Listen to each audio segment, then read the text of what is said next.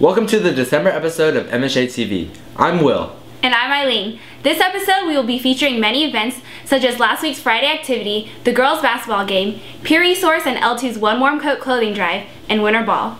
Winterball? Winterball. Winterball. Winterball. Here's a commercial from Peer Resource. There are a lot of misconceptions about peer resource, but none of them are really true. We may think we're all girls, but we're not. What's up, guys? People may think that all we do is counsel our peers, but that's not true. Look at how much money you raised for $1 for life. These documentary filmmakers put down. You might think this would be a normal class with another normal teacher. She sort of stood them up. Then, again, why are you late every single day? I'm tired of it. Sit. You would be so wrong. 3 minutes ago. You may think that we're a club, but we're not.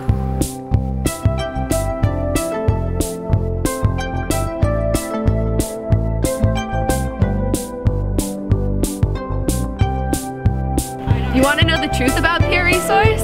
Come out to Peer Talk lunches. We'll show you. You can start by visiting our Tumblr and our forum spring and emailing us at msjtelevision@gmail.com. Go Arlene, you make a great Santa Claus. Santa Claus doesn't exist. Why don't we ask Frank? Frank, tell us about our last Friday activity, Mission's Best Santa Claus.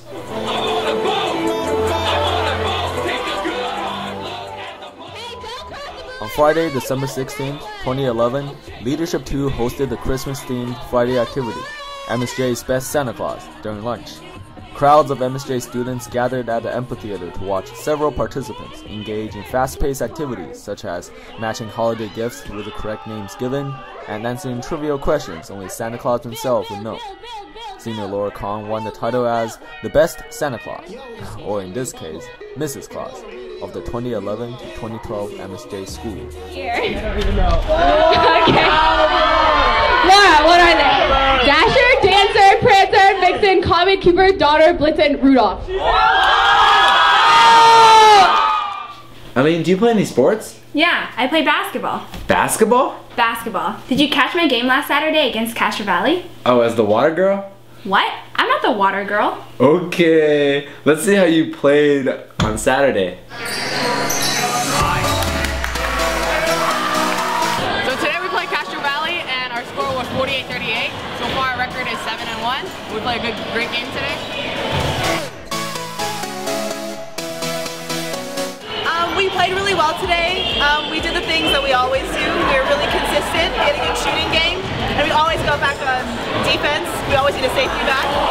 We played really well, and I hope we continue. So the future, right now we're looking towards just training ourselves for league champions.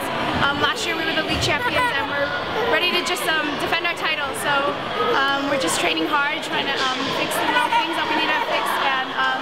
And yeah, every game is a step towards that title. And MCS! MCS! See, I told you I'm not the water girl. Whatever. Let's move on to the winter instrumental concert. What's that? China Out will tell you more about it. On Thursday, December 8, 2011, the Mission Orchestra, Jazz, and band groups gathered at Ohlone Smith Center for the annual winter concert.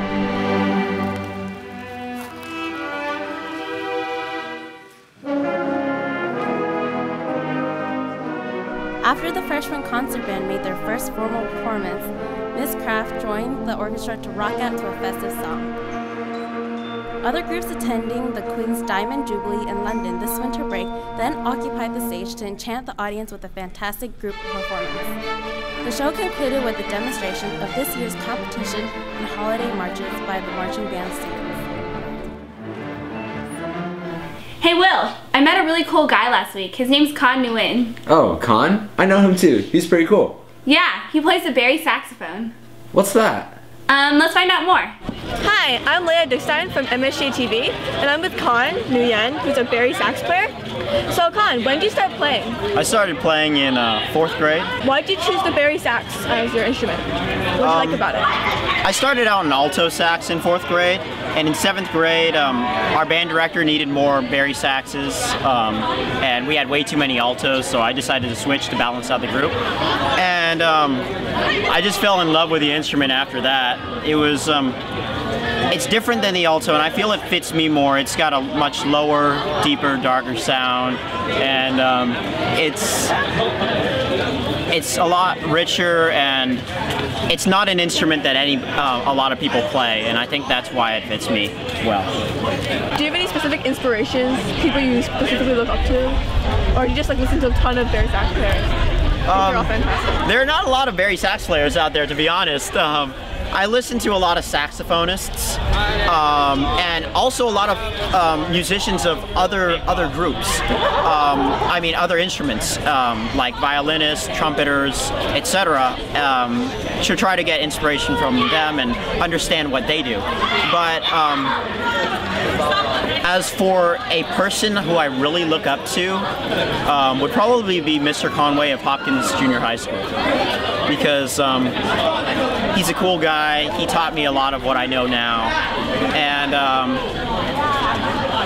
and he supports my musical career as opposed to my parents or people like that. Winterball was Friday, December 16th.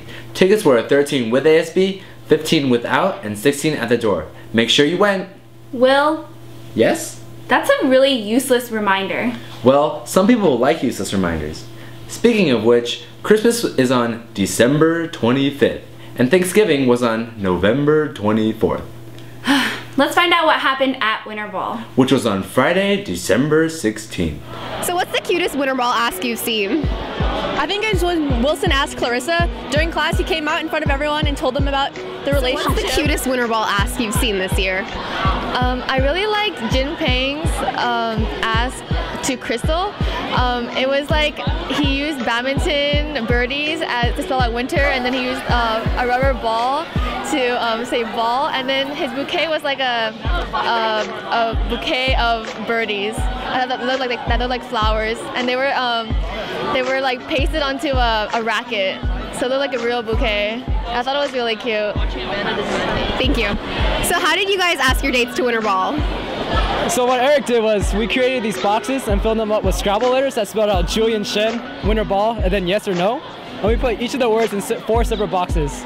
So when she came out after lunch to go to the boxes and open it, she had to unscrabble it. And then when she finished, she came out. So what's the cutest Winterball ask that you've seen? My friend Natasha got asked by Arslan. He made a crossword puzzle and she figured it out. And it said Natasha plus Arslan equals Winterball. Our best friend, Sydney, was asked by her boyfriend of like 2 years recently, and what he did was he had like a bunch of paper bags like on the floor, and he put candles in all of them, and it spelled out Winterball. Question mark. And then the year before, I think he did something with Twix, because Sydney loves Twix, and he had a whole trail of Twix up to her house. And it was very romantic, very thoughtful, and yeah, probably the best. Hi, Sydney. Thank you.